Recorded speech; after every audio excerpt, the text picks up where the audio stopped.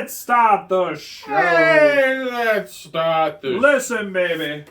You haven't heard me the first 150 times. Let's start the show.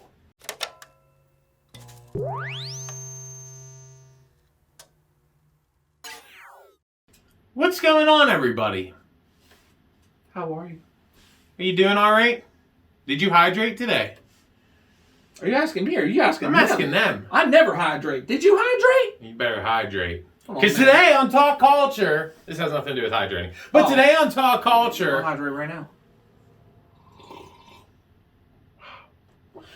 today we're going to be combining, like that, two movie crossovers. So what's going to happen here? Or do you want to tell them what's going to happen? You want me to tell them what's going You to happen? tell them what's happening. So I'm going to tell you what's happening.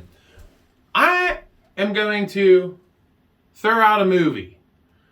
Shane here is going to have to fire back with the crossover that he feels is going to be fantastic. It's going to be worthy of an on-screen adaptation. No. So Hollywood, if you're watching and listening, take some notes. Write the script. I'm writing the script. You write I the got script. it all ready for you. Now we're going to be Do trading homework. back and forth. We want you guys to tell us down in the comments Oh, man. who you think had the better crossover idea. It's always me. So, Do you think you're the fan favorite of me? I think I'm going to be the fan favorite, but we're going Just to... in general, I think. In general? I think I feel like I am. There's no way. I have better hair. I think fans just adore me and my voice when I say, let's start the show. Let's start the show. All right. So, you go first. You hit me with your crossover idea. Well, your first movie, and I'll answer with a crossover. My first movie, we are starting with, let's go with Blade. Blade. Let's see what you got. Like the 1990s Blade. With Wesley Snipes. Blade. Done. Happy Gilmore. Adam Sandler. What? Let me tell you why. So, Blade. You know, popular vampire hunter. Part of the Marvel MCU. So, by chance, Adam Sandler is now part of the MCU. Happy Gilmore, that is. What? In a turn of events, Adam Sandler comes out of his hockey tournament Okay. after his golf tournament that he wins, the Shooter Right. McGavin, and decides he's going to join a vampire fighting crime, Blade, and he's going to be known as Blademore. I was thinking of Happy Gilmore. No, Blademore, but I kind of Blademore. like that. But I think that's from something else. Oh, is it? I don't know. I think that's a t-shirt from a band we listen to. But You're right. Yeah, my bad. Oh, okay. his whole gimmick, though, is he has an ice skate, and he's just always trying to stab vampires with this ice skate. That's the ice skate Blade. He's... This is ridiculous. But I can see it maybe happening. I mean, I think this would skyrocket in the box office. who are you It'd be more... fantastic. Just picture Wesley Snipes and Adam Sandler hunting vampires together. I could see it. I'm on board. I'm on board. I want to It's see all what in would the happen. hips. That's his thing. Whenever he goes to get a vampire, he gets his buddy, goes, all in the hips! And just Because of Chubbs. ice skate to the face. Chubbs? Yeah, Chubbs. Chubbs. And later on in the movie, you find out that Chubbs was actually the vampire killer that taught Blade. It's a twist. I'm glad you really tied down together because I wanted to see Chubbs one more time. And this isn't scripted, y'all. This is on the fly. I just want y'all to know that because we were thinking about scripting it and like writing it out because we weren't sure if we were going to be able to come up with something on the fly. But then we're like, we're ready to start the show, baby. We're always on the floor. show. Let's start the show. We're always on the floor, but we're always on the fly. All right, you ready for your crossover? I'm going to get you on this one. Yeah, probably. You're probably gonna get me really good. I feel. You ready? I'm nervous. I'm literally nervous. My hands are very sweaty. I'm nervous. Indiana Jones. Indiana Jones. Yep. The Mask. Wow, you were on that. So, All right. and literally, we are serious about not scripting. That was one of the ones I thought of. I had this one in my back pocket. I hate to say that I said it first because now I'm in some trouble. But Indiana Jones meets the mask. So, Indiana Jones, he's always trying to get that artifact, something in a cave, and in this scenario, it just works out perfectly. Wow. He's trying to get the mask. Stanley Ipkiss. Wow. Good on you. I love that movie. Good on you for remembering that. I love that damn movie. Stanley Ipkiss, you know, he's like, hey, I had my fun. The mask did, you know, some wondrous things. I found the love of my life, which she was a smoke show in the movie. I get it. It makes sense. Yeah. You know what I mean? We're going to discredit Son of the Mask. That's not in the whole thing. Yeah, Jamie Kennedy, sorry, bro. Sorry, man. It is what it is. You're better in Scream. But Indiana Jones, you know, he's looking. He's on the hunt to find that mask. Then obviously, when Stanley Ipkiss, he gets that mask, you know what happens. So, I mean, it's going to be a battle between Indiana Jones and the mask. Oh, my God. The mask on Indiana Jones, all of a sudden he likes snakes. What if he just starts slinging snakes at people? And I was going to say, instead of the whip, it's a snake. He's like, ah! And then he hits him with the poison snares on him. The poison snare? Poison snare. Oh, poison snare? He just squeezes the snake. And shoots him in the face with poison. Because smash! Ah! No! I didn't see it coming. So I don't know how the ending goes, but I'm really thinking. Oh man, I didn't see that coming. I'm thinking. That's a good one. Indiana Jones gets the mask. He has to. All right. But somehow in that movie, no, that big boulder that's always chasing him, I feel that's just iconic. Yeah. The boulder gets the mask. No, no. It's absolutely crazy, but you know what? It's something that as soon as I said the mask, I'm like, this is perfect. Man, this is absolutely perfect. That's good. Thank you. Tee me up. Tee me up. Conair. Oh. It's one that's fresh from a video that we talked about because Conair. I'll be honest, I have not seen Conair yet. I don't know too much about it other than that it's convicts on a plane, right? So that's really it. I'm gonna have to go with High School Musical. I want to see how this one Conair goes. and High School Musical. So, fast forward from the first Conair, Nicolas Cage just gets back to his family from being on the airplane full of convicts. He got his bunny back for his daughter. The bunny in the box. And he gets an important phone call from the principal, her principal. Hey! I need you to come over here because these convicts have escaped. I don't know where they escaped from, but they're in the school. They're in the school, by the way. So he's like, you're our only hope, Nicolas Cage. But he was actually his actual name, which I believe is Cameron Poe. Maybe. I can't remember. It's been a while. So he's like, I'll do it. That's really bad. But, so he gets there. No, bring it back. I want you to do it again. Okay. That was even worse. I'll do it. No, this is bad too. Anyways, so he gets to the high school to get the convicts, and it's a musical. It's a musical. It's the High School Musical kids, but they're doing a musical of Conair. So it's like a sequel, but he's having he's remembering like Cyrus the damn virus and everything that was going on the airplane with Conair. And he's like, I got to figure out what's going on. There's something else going on here. And he uncovers that the musical is a cover-up for real convicts to escape. They're mixed in with the musical. They're doing a dance. And at the end of the movie, Nicolas Cage busts this huge plan to get all these convicts out of the jails, and he puts them back in. What? I think it's going to be great. I don't know if I followed that one. I think it's going to... And then at the end, he gets a phone call. He gets a phone call. At post-credit scene, he gets a phone call, and he's like, hello? I'll do it. And someone on the other part of the phone, or on the other side of the phone goes, it's all in the hips. And next thing you know, it's a Conair High School Musical Happy Gilmore Blade crossover. Wow. No one's seen it coming. It's a sequel. I'm pumped. It's a sequel that keeps on giving that probably nobody. And then really before wants. you know it, Cameron Poe from Conair's in the MCU. Why? Why do you? You love it. I see the trend here. Literally every single one. You're just gonna keep rolling them in. Okay. No, we can't ever do it. All right. I'm super nervous again.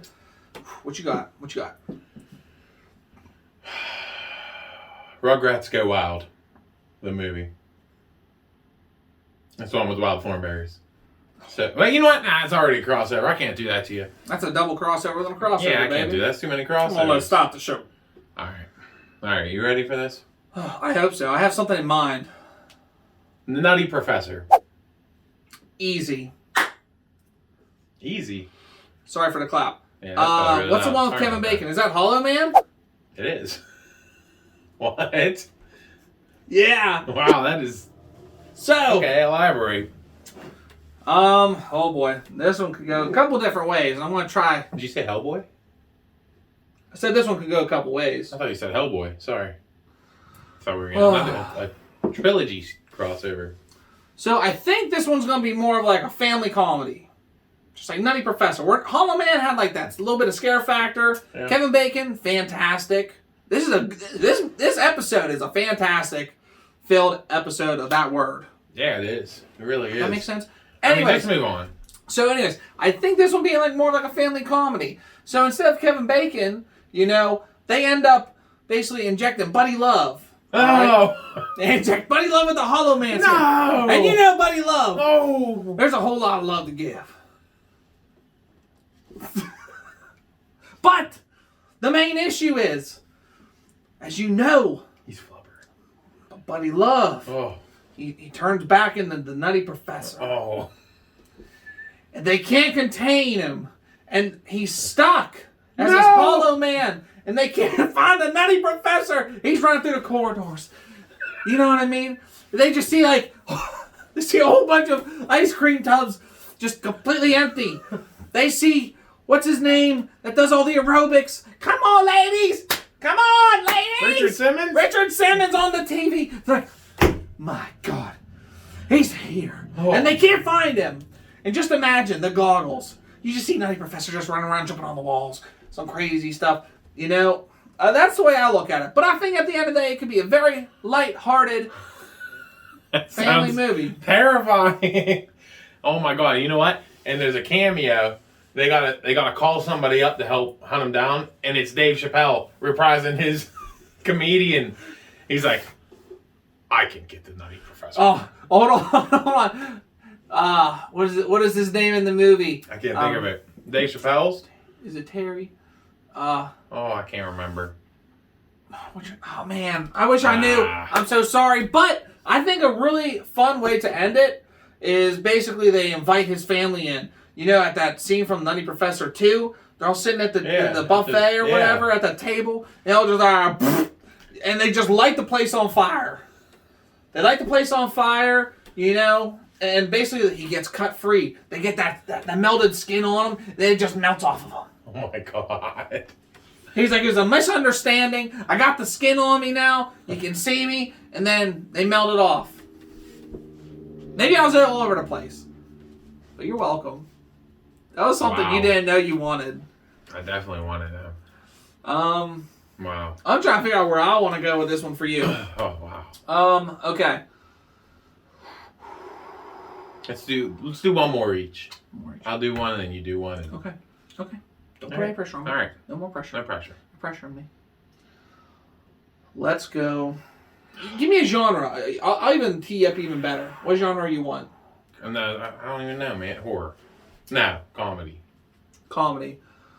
Okay, so We're the Millers. We're the Millers. Jason Sudeikis, Sixth Sense. It's got to be the Sixth Sense. Let's hear it. Bruce Willis better be in there. The family, the Millers, they're going on another fun-filled vacation. Because it worked so well the first time. Yeah, they're like, you know what? Sorry, again. We're going. Let's go. Let's start the show.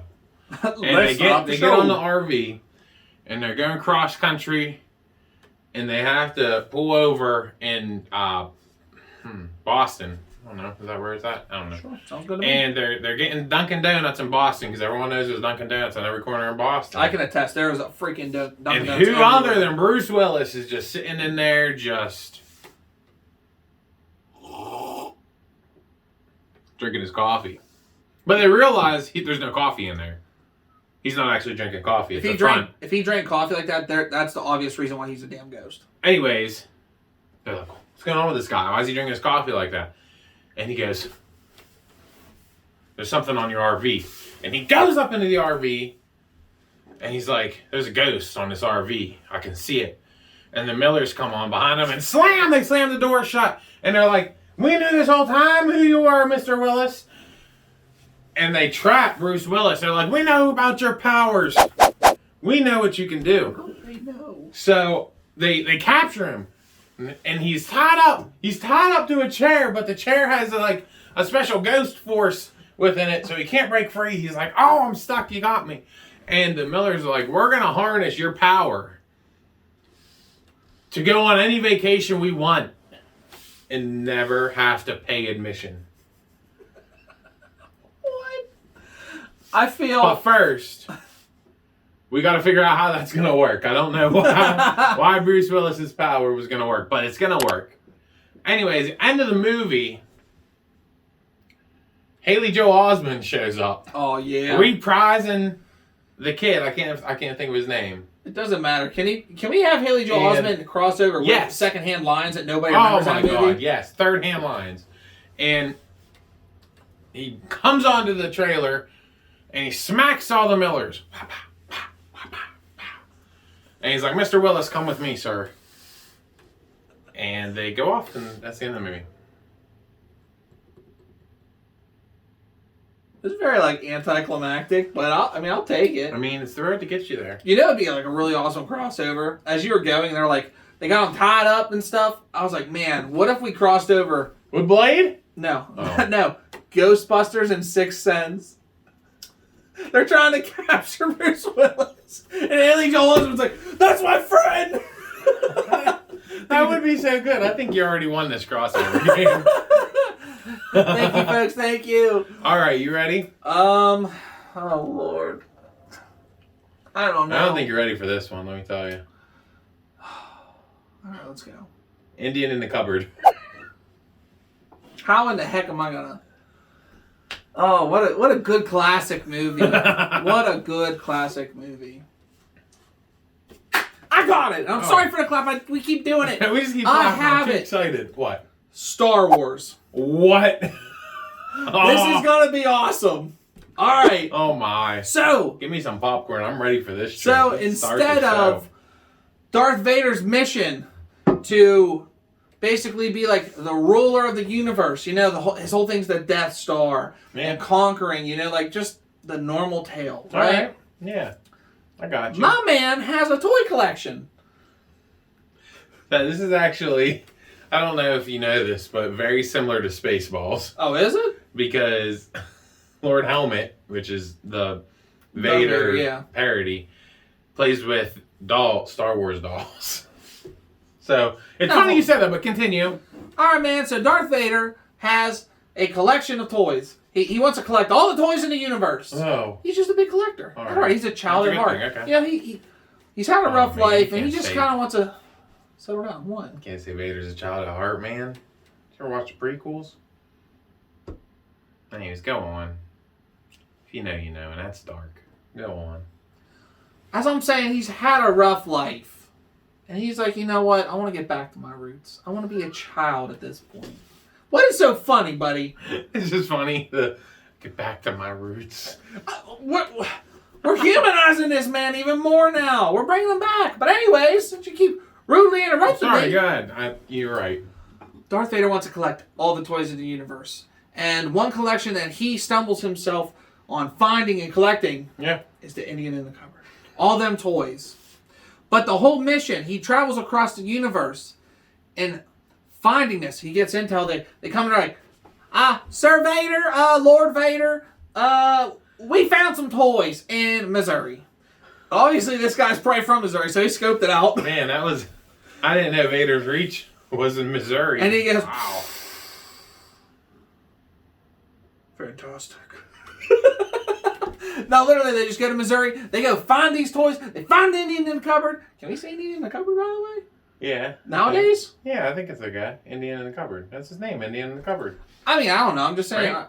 I'm just being, It's for the gonna be world. right. Okay. Anyways, I think that's where it goes. And like, think about it. You can have crazy crossovers. The saga continues. Toy Story, right? Oh, He wants to man. collect them toys. No. They all say Andy, they're gonna say Vader. Oh, what about Zurg though? Because Zurg is like a Toy Story Vader. I'm just saying. Wow. I'm just I didn't saying. see it coming. You know the only thing that could make that better? What? What can make it better? If you remember to like, Ooh! share, subscribe, so you're alerted every single Friday at 6 p.m. Eastern time. Oh, by the way, in order for you to do that, you gotta ring that bell. Get in it. Man, you ringing it. Wow. Really ringing that. Oh,